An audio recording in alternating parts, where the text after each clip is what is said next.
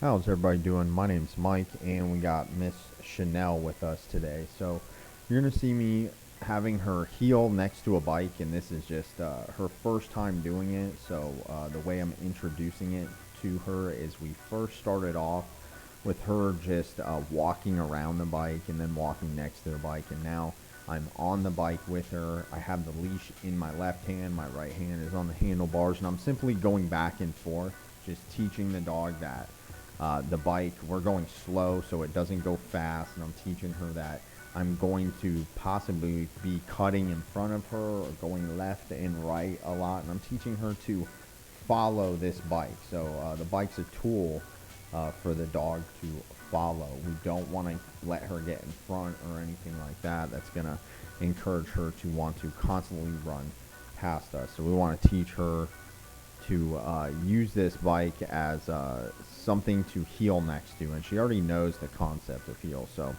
as you see her on the ground right there, I'm actually putting the leash around my chest at this point. So I turn the handle inside out through the leash, and I put it around my chest like a satchel. So that frees up my other hand now that I'm sure that she's not going to be just doing anything erratic. So I can still hold the leash with my hand, or I can kind of let it go. I kind of use my hand on and off the leash until I can determine, just how safe it is to not have my hand on a leash. So she also has a e-collar on, so if she starts to cross the boundary that I'm setting, I can reinforce that with the e-collar by giving a stimulation on a low level. So now I'm going in one direction with her, which makes it a little easier on us. It makes it more predictable for her and what I want. But it's just very important to teach the dog at first that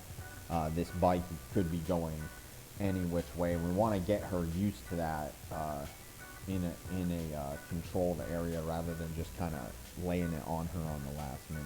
So now we're going in one direction. I'm going very slow. That's the key to this with the dog, to this exercise, is we don't want the dog to just be going all out when exercising. We want her to do it in a controlled, calm manner, in a way that's going to help us with the dog's obedience, but also give the dog a way to release some energy, or just, feel good and get to just kind of jog in one direction and not have to walk like very slowly with a human.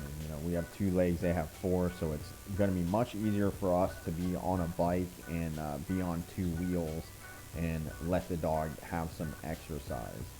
So I'm going in one direction now, and I'm making sure to go very slow. We want the dog to just kind of jog next to us, and anytime the dog starts to forge ahead of me or starts to inch ahead of me a little bit, I just tell her no, and I give her stimulation with the e-collar. And if I need to, I can grab the leash, correct her with the leash, and kind of lead her back by my side.